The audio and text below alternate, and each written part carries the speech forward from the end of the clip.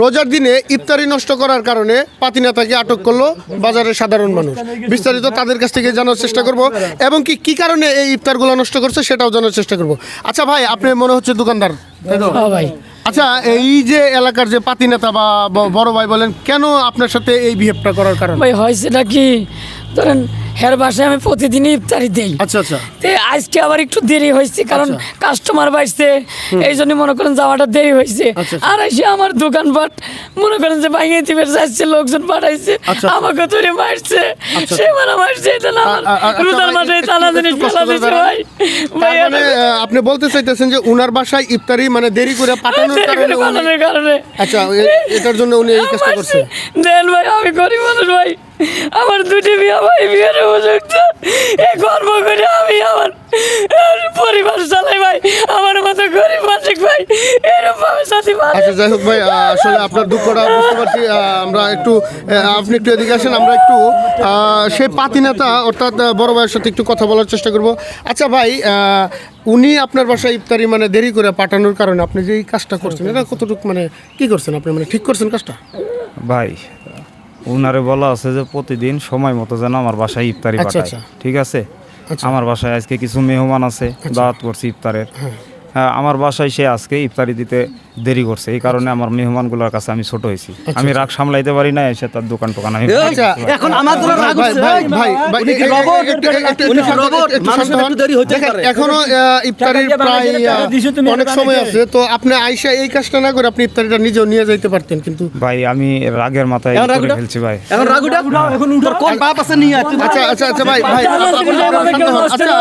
আচ্ছা ভাই, এই যে এখন যে এই যে বড় ভাইরে আপনারা আটক করছেন, এখন আপনারা মানে কি করতে চাচ্ছেন বিষয়টা? ওর একটা জন্মের মতো শিক্ষা দেওয়া দরকার, যাতে গরিব মানুষের এরকম আচরণ না করে। করছে, ঠিক আছে, মানে কেউ মানে এখন থেকে সরি বলতে হবে। আচ্ছা আচ্ছা, এর কাছে মাপ চাইতে হইব, নাক চাচরা দিয়ে যাইবো, স্যাপ পালাইয়া স্যাপ ছাড়বো। এটাও শাস্তি। সব দুর্ঘটনা, এটা তোমার টাকা দিয়ে ব্যবসা করে না, গরিব মানুষ কষ্ট করে কামাই করে। মানে একটু সামনে আসেন।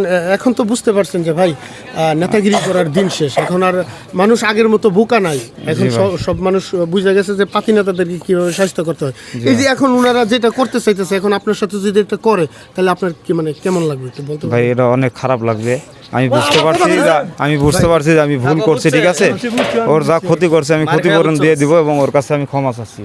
ভাই তো দর্শক দেখতেই পারলেন আসলে যে এখন মানে পাতিনেতা সাধারণ মানুষের হাতে যখন মানে একটু মানে ধুলাই খাওয়ার পরে সে এখন তার ভুলটা বুঝতে পারছে, সে অনুতপ্ত। আচ্ছা ভাই, এই যে এখন বিষয়টা হচ্ছে মানে এখন আপনার কাছে কেমন লাগতেছে যে আপনি এখন বুঝতে পারছেন যে আপনি ভুল করছেন আর এ ধরনের কাজ করবেন না? কেমন লাগতেছে আপনার কাছে? আমার কাছে এখন ভালো লাগছে ভাই, যে আমি এত বড় অন্যায় করার পরে এনারা আমাকে মাফ করে দিছে, ঠিক আছে? আসলে সমাজে গরিব মানুষের সঙ্গে এগুলো করা উচিত না। আমাদের সমাজটাকে আরও উন্নত করতে হলে গরিবের প্রতি স্নেহ, ভালোবাসা, মায়া এগুলো থাকা অতি জরুরি ভাই, ঠিক আছে? তো আমি চাই যে আমার মতো কোনো বড় ভাই যেন গরিব মানুষের প্রতি এরকম কোনো অন্যায় অত্যাচার যেন না করে। আমার সবার কাছে একটাই অনুরোধ থাকবে। আর আমি শপথ করতেছি যে আজকে থেকে কোনো গরিব মানুষের উপরে অন্যায় অত্যাচার করব না। আচ্ছা যাই হোক ভাই, এখন যে ভাই ওনার ভুলটা তো উনি বুঝতে পারছে, আপনি কি উনাকে ক্ষমা করে দিয়েছেন? আমি ক্ষমা করে দিছি, কারণ হচ্ছে ভাই গরিব মানুষ হিসেবে জন্ম লিছি, এরকম মায়ের আমারে খাওয়া লাগে মাঝে মধ্যেই, কিন্তু আমারে কারো প্রতি আমারে কোনো অভিযোগ থাকে না। সে ক্ষমা চাইছে, ক্ষমা করে দিছি। কিন্তু দুঃখ একটাই, এই রোজার মাসে এই দানা জিনিস ফেলানোটা ঠিক হয় না। আমাকে মারছে তাতে দুঃখ নাই, কিন্তু দানাগুলি তো কোনো অন্যায় করে না। আসলে আপনার কথা বুঝতে পারছি। আসলে মানুষ যদি বুঝতো যে যখন মানুষ ভুল করার সময় যদি বুঝতো যে আমি ভুল করতেছি, তাহলে আর মানুষ ভুল করতো না। যাই হোক, কথা আছে ঠেলার নাম বাবাজি। তো আসলে সাধারণ মানুষের হাতে আমাদের এই পাতি নেতা অর্থাৎ বড় ভাই ঠেলা খাওয়ার পরে ওনার ভুল উনি বুঝতে পারছে। তো সবার উদ্দেশ্যে একটা কথাই বলবো যে হচ্ছে এই ধরনের যারা বড় ভাই আছেন তারা আসলে বিশেষ করে এই ধরনের কাজ থেকে বিরত থাকবেন। তো সবার উদ্দেশ্যে আরেকটা কথা বলতে চাই, এই ভিডিওটি শুধুমাত্র বিনোদনের ক্ষেত্রে বানানো হয়েছে, ভিডিওটি কেউ সিরিয়াসলি নেবেন না।